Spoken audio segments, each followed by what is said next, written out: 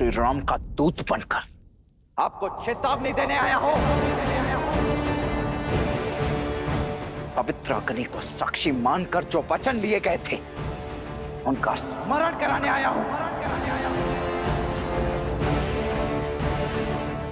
वर्षा ऋतु को बीते 3 दिन हो चुके हैं, अब तक आपकी किष्किंधा से कोई संदेश क्यों नहीं आया है?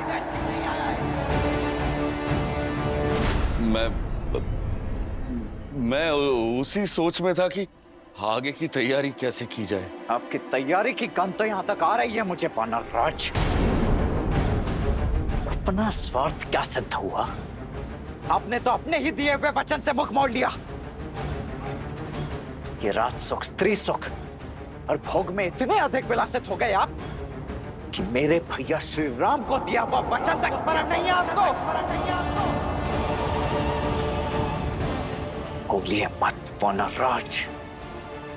आपके प्राण, ये सिंहासन और जो बचा खुचा मान है ना, ये सब यदि आपके पास शेष है तो वो मेरे भैया श्री राम के कारण ही है।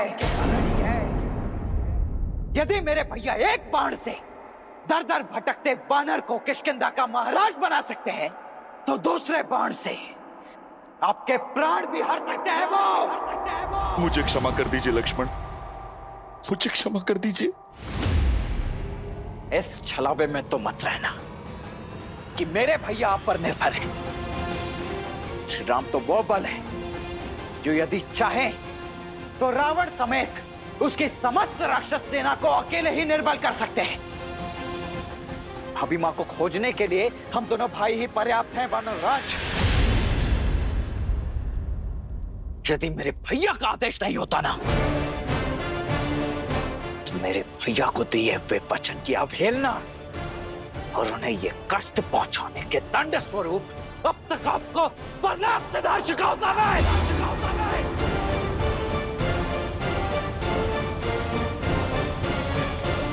आपके सौम्य मुख पर क्रोध के वचन शोभा नहीं देते कुमार। शांत हो जाइए।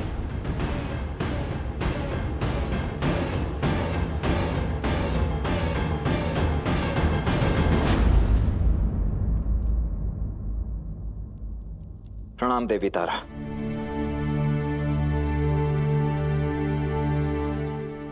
परंतु वानर राज सुग्रीव ने जो मेरे भैया के साथ किया है, क्या वो उन्हें शोभा देता है?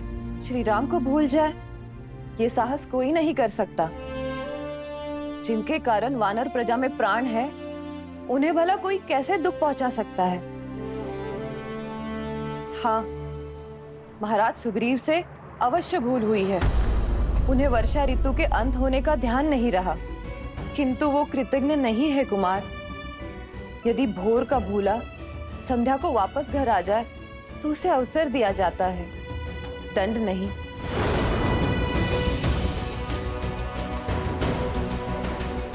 मुझे क्षमा कर दीजिए लक्ष्मण,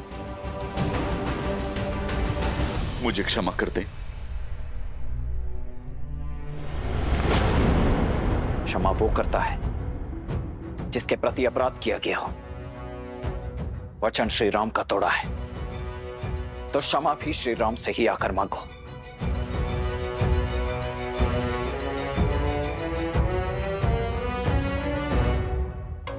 मुझे क्षमा कर दीजिए प्रभु।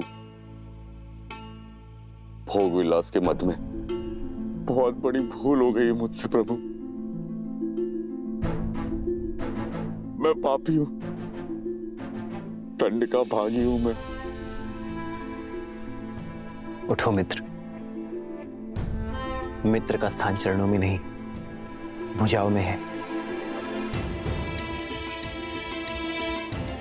मत कहिए मुझे मित्र, मैं आपकी मित्रता के योग्य नहीं हूं प्रभु।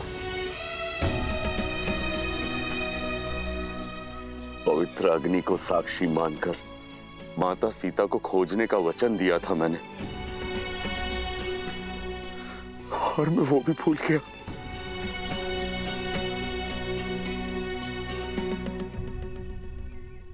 आपके ये अश्रु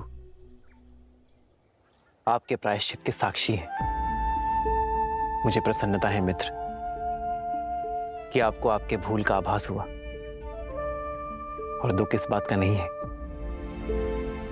कि आपने मुझे दिया वचन नहीं निभाया, बल्कि इस बात का है कि एक राजा का यूं विलास में बह जाना राजा और उसकी प्रजा दोनों के लिए घातक है। प्रभु, मैं वर्षा ऋतु की समाप्ति की अवधि से चूक जरूर गया था, किंतु अब मैं अपने वचन से विमुख नहीं होऊंगा। आइए श्री राम, देखिए सुग्रीव अपनी वानर सेना के साथ आया है।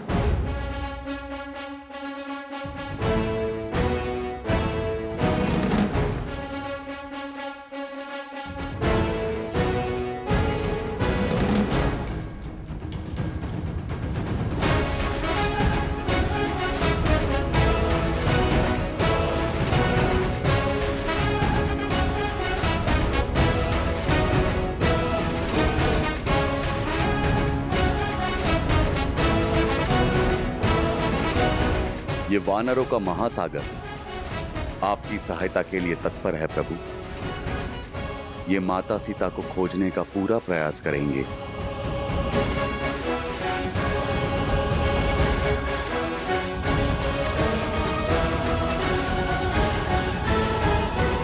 मैं वानरों को नहीं, आपको देख रहा हूं मित्र। आज आपकी वाणी और शैली में वो विश्वास, वो उत्साह नहीं है जो 4 मास से पूर्व था।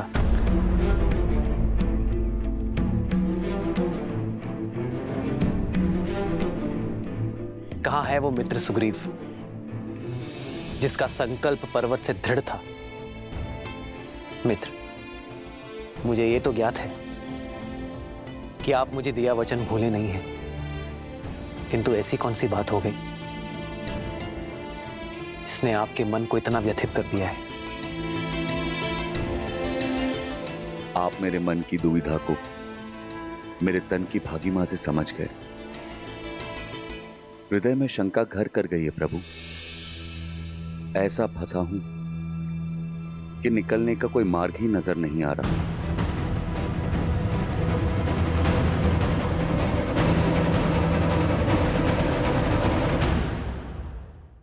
स्पष्ट कहिए मित्र। वर्षा ऋतु के प्रारंभ में मैंने कई वानरों से मंत्रणा की और यह आभास हुआ कहीं ना कहीं सबके हृदय में एक भय, एक अविश्वास है। मेरा तात्पर्य है कि हम जो हैं वो वानर हैं, और जिसके विरुद्ध खड़े हैं ना, वो 10 दिशाओं का स्वामी लंकेश है, जिसका दास स्वयं काल और 9 ग्रह हैं। मुझे विश्वास है कि हनुमान जी माता सीता को ढूंढ ही लेंगे, किंतु प्रभु उसके पश्चात क्या? यदि हमने माता सीता को खोज भी लिया तो रावण का सामना हम कैसे करेंगे?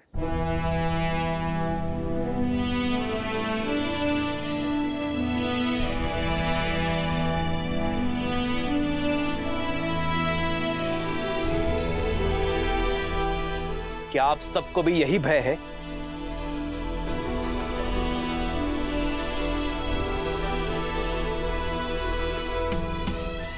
महाराज सुग्रीव की शंका उचित है श्री राम। अब भला वानर सेना और राक्षस सेना में क्या समानता? युद्ध और मित्रता समान बलशालियों में होती है श्री राम।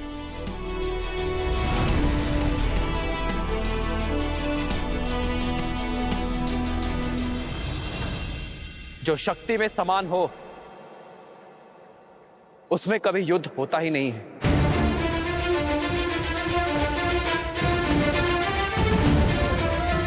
समान लोगों में तो केवल व्यापार की संधि होती है, और आप सभी अपने जीवन में पहली बार नहीं कर रहे हैं।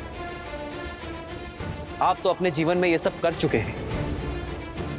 वन में कोई नरभक्षी सिंह, कोई हिंसक बाघ यदि आपके घरों पर आक्रमण कर दे तो आप ये सोचकर मौन नहीं होते कि वो आपसे अधिक शक्तिशाली है, बल्कि उनके आक्रमण का डट कर उत्तर देते हैं। पर रावण से हम क्यों युद्ध करें? उसने हमारा कोई अनिष्ट नहीं किया है।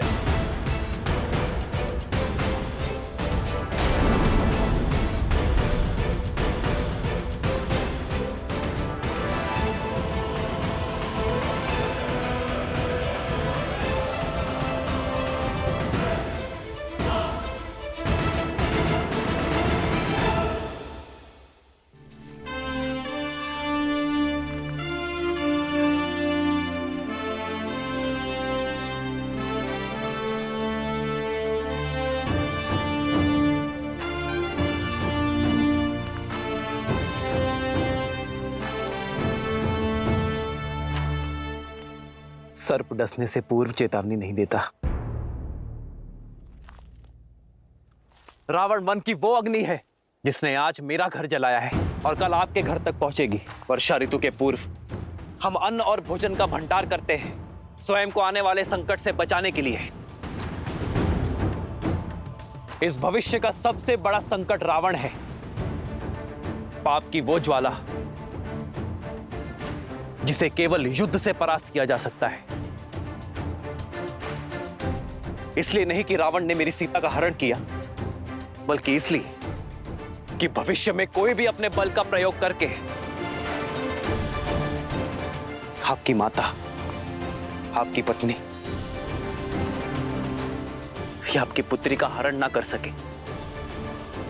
युद्ध घृणा और शत्रुता के लिए लड़ा जाता है, परंतु यह युद्ध लड़ा जाना चाहिए प्रेम के लिए, मित्रता के लिए। जुड़िए इस सेना से। नर और वानर मिलकर पाप की उस लंका को ध्वस्त कर सकते हैं। और सिद्ध कीजिए कि वानर के पग केवल वृक्षों पर चढ़ने के लिए ही नहीं, बल्कि सीता को ढूंढने के लिए, समस्त आर्यवर्त को नाप लेने में और अधर्म को कुचलने के लिए भी सज्ज है। रावण के पास यदि अपार बल और शक्ति है, तो आपकी गति और युक्ति का भी कोई तोड़ नहीं। आपके पास वो निश्चय है जिसे ना प्रकृति की बाधा तोड़ सकती है और ना ही शत्रु का भय। आपके पास आपका मित्र है, आपका सखा राम है। तो कहिए, क्या आप सब देंगे मेरा साथ?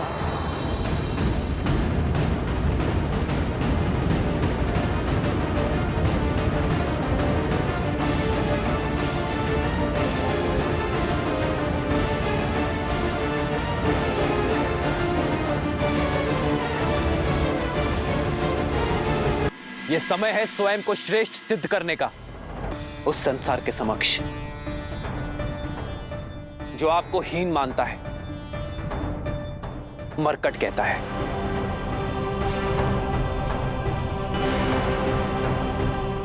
पर मैं आपको विवश नहीं करूंगा कि मैंने वानर राज की सहायता की है,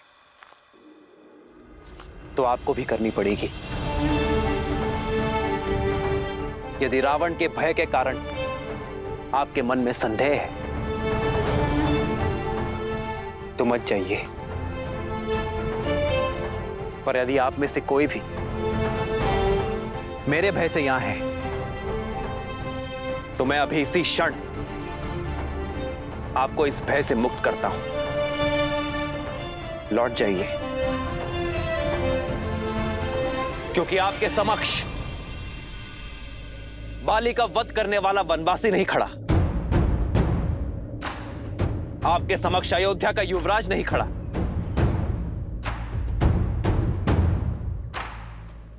आपके समक्ष खड़ा है एक मित्र जो अधर्म का संहार करने हेतु अपने वानर मित्रों की सहायता चाहता है।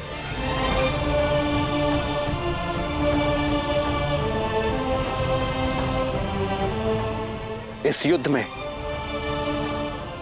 इस प्रयाग में केवल वो आए जिसे अपने भय से लड़ना है जो अपने भीतर के भय को मारना चाहता है।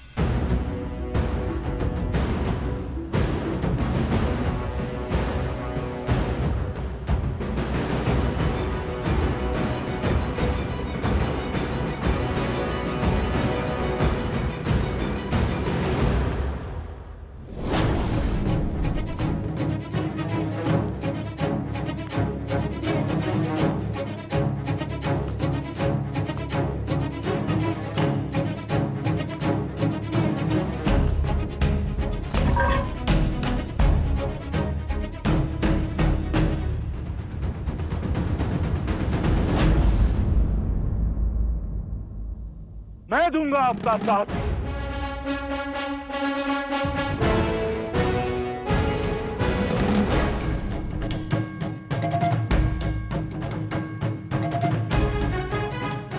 आपके धर्म और नीति ने मुझे उचित मार्ग दिखाया है। आपके पराक्रम की कथाओं ने हमें निडर बनाया है। वचन देता हूं श्री राम, यदि 1 माह के भीतर माता सीता को नहीं खोज पाया तो आपको कभी अपना मुख नहीं दिखाऊंगा।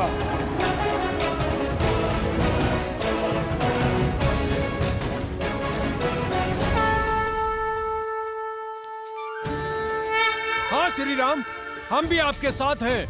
हम भी आपके साथ हैं प्रभु। हम आपके साथ हैं। आपके शब्दों ने हमारे मन के हर भय, हर संदेह को समाप्त कर दिया है। हम सब आपके साथ हैं श्री राम। हम सब आपके साथ हैं श्री राम। तो भय के बीच वन में छिपकर रहने वालों का अंत हुआ। बताइए कौन है आप? क्या है आपका परिचय? भय के लिए भयंकर हैं। हम राम के रुद्र हैं। शंकर है हम।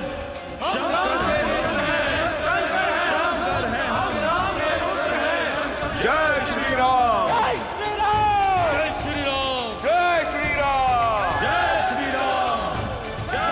राम। जय श्री राम। तो हम सीता माता की खोज की यात्रा आरंभ करते हैं। युद्धपति विनत, आप अपने दल का नेतृत्व करते हुए पूर्व दिशा में जाएंगे। मार्ग में जितने भी वानर साथी मिले, सबको इस महायुद्ध में सम्मिलित होने का मेरा आदेश देंगे और उन्हें प्रशिक्षण के लिए यहां भेजेंगे। मैं अपना कर्म पूरी निष्ठा से निभाऊंगा। आज्ञा दीजिए प्रभु।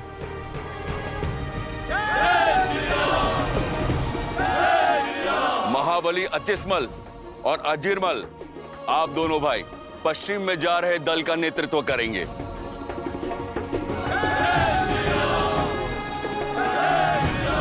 वर्षल महाबल, आप अपने दल को लेकर उत्तर की ओर जाएंगे।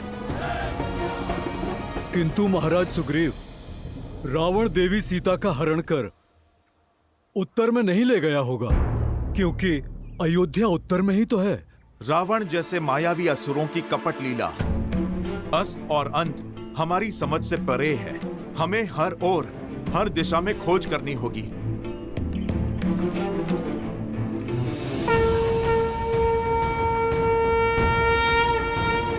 उठो वर्षलबल, जब तुम उत्तर दिशा की ओर जाओगे तो मेरे भाई भरत का समाचार अवश्य लेकर आना। कैसा है वो, कैसी है मेरी अयोध्या, मेरी 3 माताएं, ये मैं जानना चाहूंगा वर्षलबल। और हाँ, स्मरण रखना कि तुम्हारे आने की भरत या किसी भी अयोध्या वासी को भनक ना लगे, अन्यथा मेरा भरत और मेरी अयोध्या चिंतित हो उठेगी। जो आज्ञा प्रभु। जय श्री राम। जय श्री राम। जय श्री राम। श्री राम, हमने रावण को माता सीता का हरण कर दक्षिण की ओर जाते हुए देखा था, और लंका भी कहीं दक्षिण में ही है। इसलिए दक्षिण में खोज मेरा सबसे कुशल दल करेगा, जिसका नेतृत्व अंगद के कंधों पर होगा। और साथ होंगे जामवंत, नल, नील और महाबली हनुमान। श्री गुरु चरण सरोज रज, निज मन गुरु सुधारी, बरनउँ रघुबर बिमल जसु, जो दायकु हाल चारी।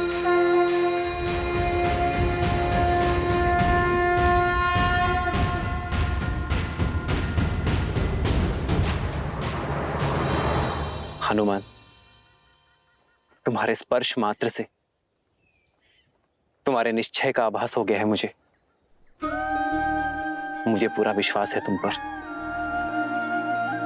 कि तुम सीता को खोज मेरे संकट का मोचन करोगी।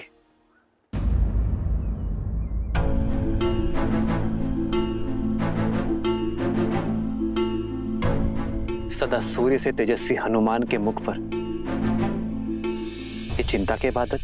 प्रभु, कदाचित ये मेरा अंतिम प्रणाम होगा आपको। यदि मैं आपके विश्वास पर खरा नहीं उतर पाया, प्रयास में सफल नहीं हो पाया, तो ये दास दोबारा आपको अपना मुख कैसे दिखा पाएगा प्रभु? स्वर्ण को जब भी परखो वो खरा ही उतरता है। तुम लौट कर आओगे, ये मेरा विश्वास है हनुमान। इसी विश्वास के साथ हो उतार दिए प्रभु मुद्रिका अपनी, सिया को बताए अपनी संगनी, जाके दीजो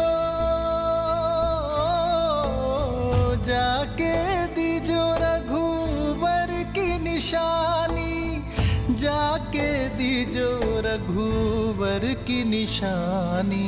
राम सिया राम जय जय राम, राम सिया राम जय जय। ये मुद्रिका मैं तुम्हें सौंप रहा हूं हनुमान। सिया राम जय जय राम, जो मेरे लिए सीता का विश्वास है। सिया राम जय जय राम।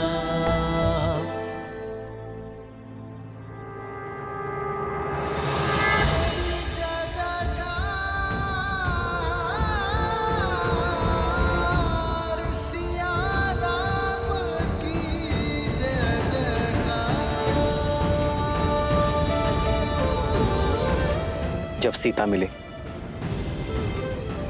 तो उसे ही मुद्रिका सौंप देना हनुमान, और उससे कहना कि मिलन की व्याकुलता से मैं भी उतना ही घिरा हूं जिस प्रकार सीता के नेत्रों से वियोग के अश्रु नहीं थम रहे होंगे। उसी प्रकार राम के नेत्रों का बांध भी नहीं रुक रहा है।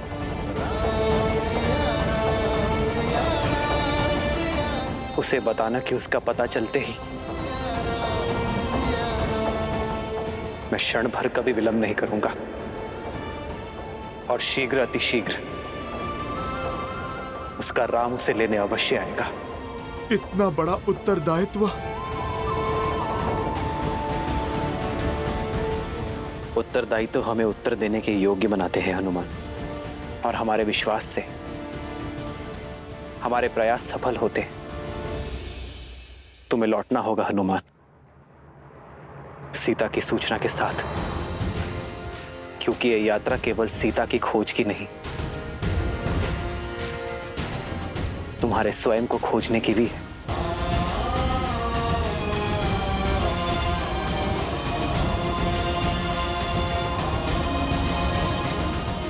प्रभु, आप मुझे आशीर्वाद दें कि ये दास आपका कार्य सार्थक कर सके। प्रभु, तुम दास नहीं,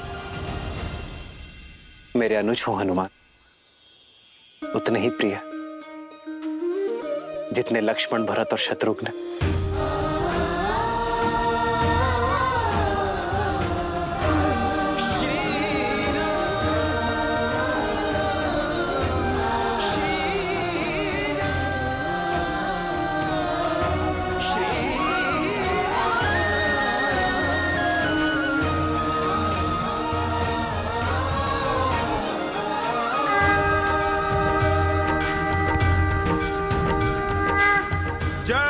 श्री राम। जय श्री राम, जय श्री राम, जय श्री राम, जय श्री राम, जय श्री राम। विषम और प्रतिकूल परिस्थितियों में भी धैर्य का हाथ थामे शांति, सतर्कता और सकारात्मकता के साथ आगे कैसे बढ़ा जाए, ये कोई मेरे प्रभु श्री राम से सीखे। किंतु अब तक तो उन्हें यह भी ज्ञात नहीं कि रावण देवी सीता को लेकर कहाँ गया है। क्या उनके ये प्रयास सफल हो पाएंगे महादेव? देवी, यदि मनुष्य किसी एक विचार को अपने जीवन का लक्ष्य, एकमात्र ध्येय बना ले, उसे संकल्प बनाकर अपने हृदय में बसा ले, तो कौन है जो उस मनुष्य को उसकी लक्ष्य पूर्ति से रोक सकता है? श्री राम भी वही कर रहे हैं। उनके जीवन का केवल एकमात्र ध्येय है देवी सीता को पुनः पाना। और जब मनुष्य का निर्णय दृढ़ हो जाता है तो नर नारायण हो जाता है। और ये तो कथा ही है प्रयास और विश्वास की। एक ओर है श्री राम का अथक प्रयास, तो दूसरी ओर है देवी सीता का अटल विश्वास कि उनके श्री राम आएंगे, अवश्य आएंगे।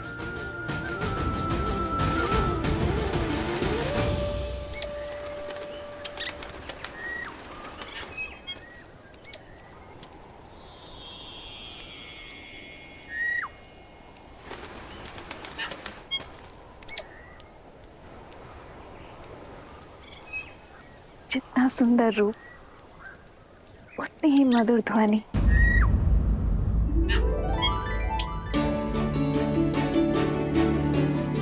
ऐसा पक्षी तो मैंने कभी नहीं देखा।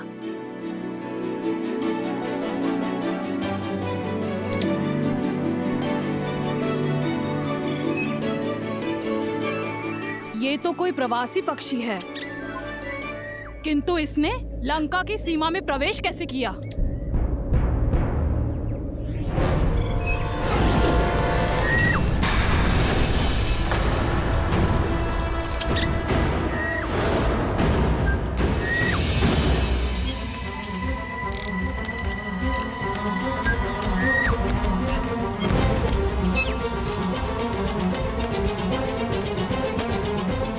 एक निर्दोष पक्षी पर किसने वार किया?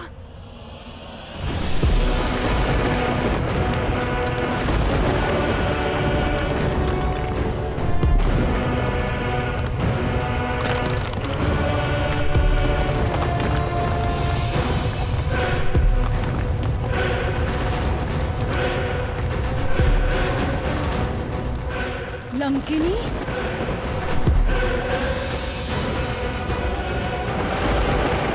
लंका की रक्षिका लंकिनी है ये। इसकी दृष्टि से बचकर एक तिनका भी लंका में प्रवेश नहीं कर सकता। मृत्यु का दूसरा नाम भय का पर्याय है लंकिनी।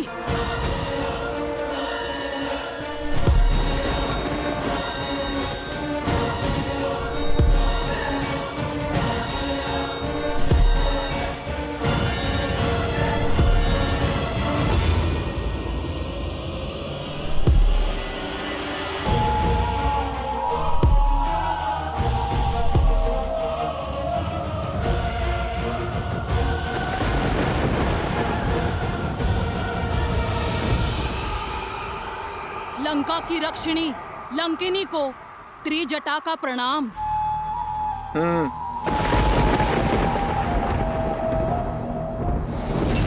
तुम सीता मेरे साथ चलो।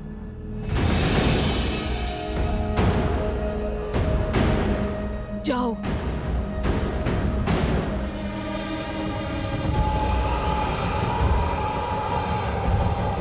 ध्यान रखना, मैं 2 बार नहीं बोलती। आज्ञा का पालन करो, अन्यथा ऐसे ले जाऊंगी जैसे मिट्टी से सूखी घास का तिनका उखाड़ा जाता है, समझी? अब चलो मेरे साथ।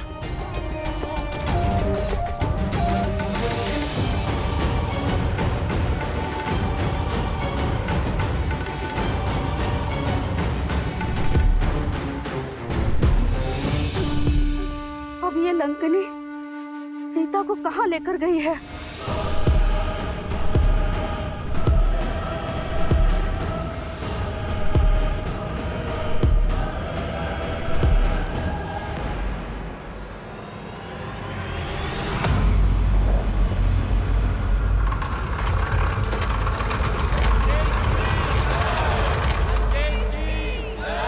जाओ।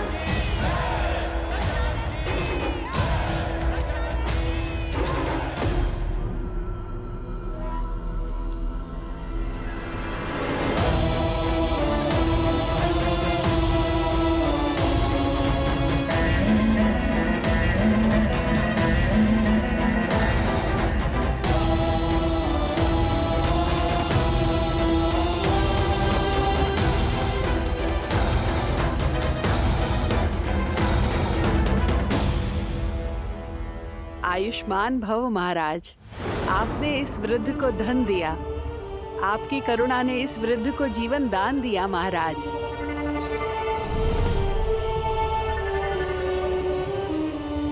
लंका की भांति ही आपका भविष्य भी स्वर्णमयी रहे।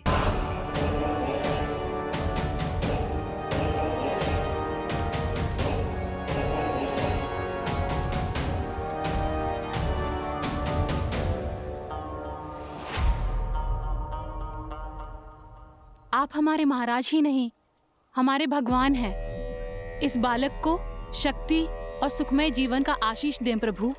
हमारे पुत्र के नामकरण करने की कृपा करें लंकेश।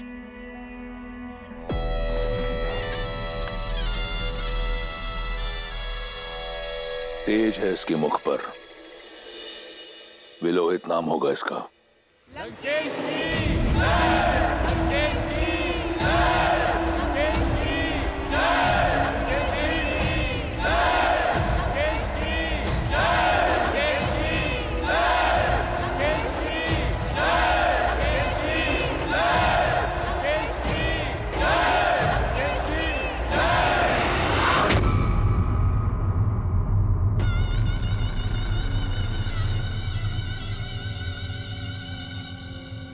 तुम्हें लगता था ना कि लंकेश ने जो पाया अपने बल से पाया। देखो अपने चारों ओर, देखो इस प्रजा को, इनके प्रति कितनी करुणा है लंकेश को।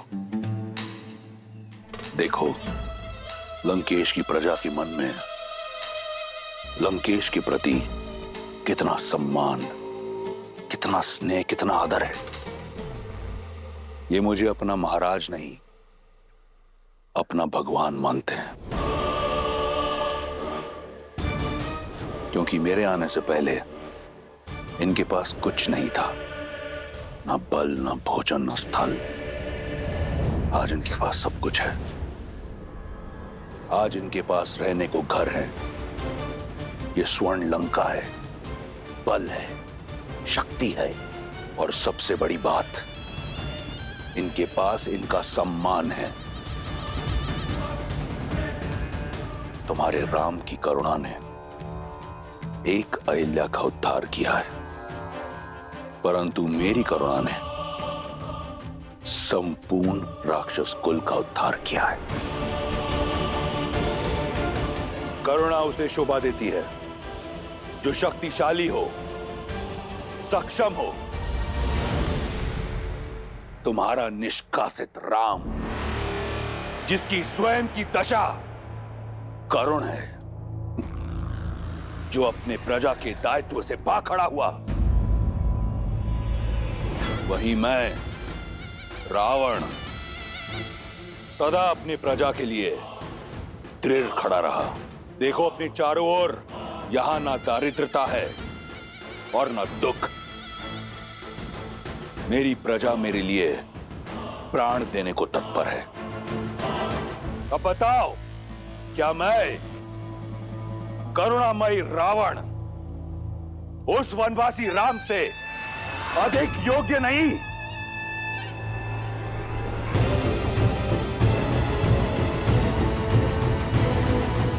करुणा तो मुझे तुम पर आ रही है रावण।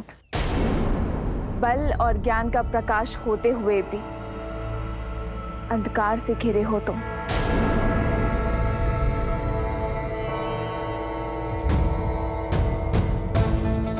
जिन मुख पर उल्लास देख रहे हो, उनकी आंखों के पीछे छिपा भय नहीं देखा तुमने? जिस उद्घोष को निष्ठा की जयकार समझ रहे हो तुम, उसके पीछे छिपे भय की चित्कार नहीं सुने तुमने? भगवान वो नहीं जो दीनों के राजा हो, बल्कि दीनों के बंधु हो। भगवान वो नहीं जिसकी प्रजा उनके सामने भय से सर झुकाए, बल्कि सम्मान में सर झुकाए। भगवान वो नहीं जो अपना दिया गिनवाते हो, बल्कि देते हैं बिना किसी अपेक्षा के। जो अपनी प्रजा में भय नहीं, बल्कि कुछ करने का उत्साह जगाते हैं, वो है मेरे श्री राम। रघुकुल की रीत निभाने के लिए राजधर्म त्याग कर रघुकुल की मर्यादा निभाई। हाँ रावण, मर्यादा। और तुम अपनी तुलना मेरे श्री राम से करने का दुस्साहस कर रहे हो। उस दिन तुम मुझे अपने भीतर का आधा राक्षस दिखा रहे थे ना? यदि तुमने अपने भीतर के आधे नर को जगाया होता तो मेरे करुणामयी राम को समझे होते कि प्रजा का वास्तविक सुख क्या है। जिस दिन तुमने अपने भीतर के राक्षस को परास्त कर ज्ञानी ब्राह्मण को महत्व दोगे, उस दिन तुम समझोगे कि तुम्हारा चरित्र मेरे श्री राम के चरणों के धूल समान भी नहीं।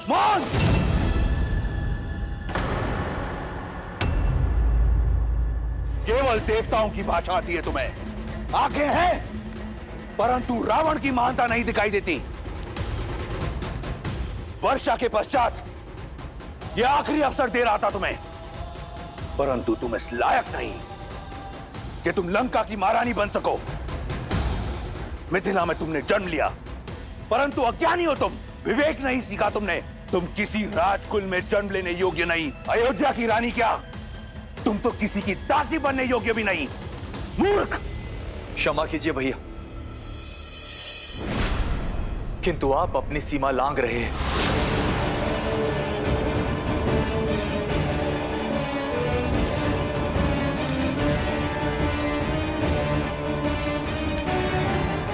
क्या कहा तुमने? मैं तो केवल ये कह रहा था कि वो एक स्त्री है, और स्त्री चाहे शत्रुकुल की ही क्यों ना हो, सम्मान की पात्र होती है।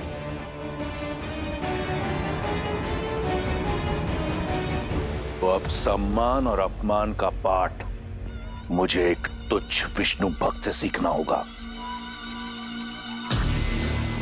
देख लो रावण,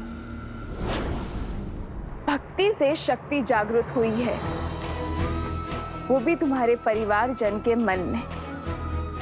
सोचो, यदि ये भक्ति इस प्रजा के मन में जागृत हुई तो क्या होगा रावण? भक्ति तो लंका में केवल मेरी होगी। रावण राज में उचित वही, नीति वही, धर्म वही जो रावण कहे, जो रावण करे। जो शीश रावण के विरुद्ध खड़ा होगा उसे राजद्रोही माना जाएगा, उसे मृत्यु का पात्र माना जाएगा। जाओ।